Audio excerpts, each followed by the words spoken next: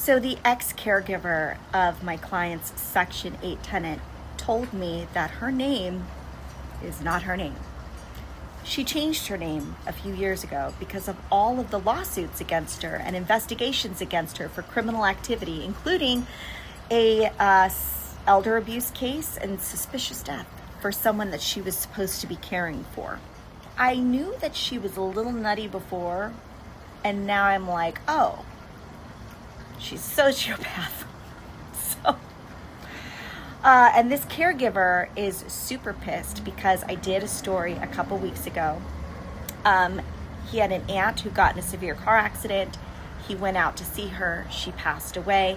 The tenant was so mad that he left that she did an illegal lockout and refused to give him his stuff and fired him. So, we've been going through the process. He sent a complete list of all of his personal belongings. She said she would have them delivered. A delivery date came this past week, and it was this was what she left. This was not all of his stuff.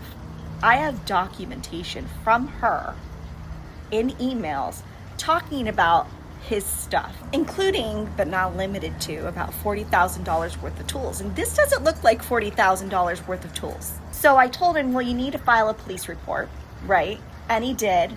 The sheriff met him at the property. They went to the property. The stuff was on the property, visible, like they could see it. He pointed it out to the police officers, like, hey, that's my stuff. So the police officers went and spoke to her, and she's like, that's not his stuff. That's my stuff. I dropped off his stuff. There's a surfboard on the property, and she's like 70 years old and disabled. And she's claiming that that's her stuff. But the police can't differentiate between his stuff and her stuff. So he's going to have to take her to small claims court. And I told him I will write a statement with regards to the stuff that was on the property for you. Then he decides to tell me, oh, by the way, just so you know, that's not her real name. This is her real name. So I looked that name up.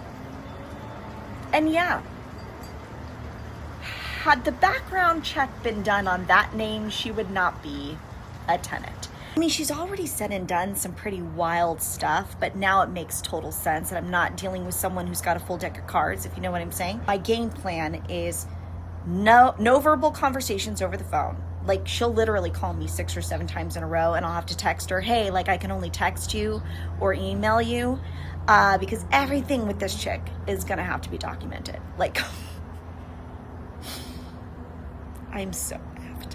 So effed.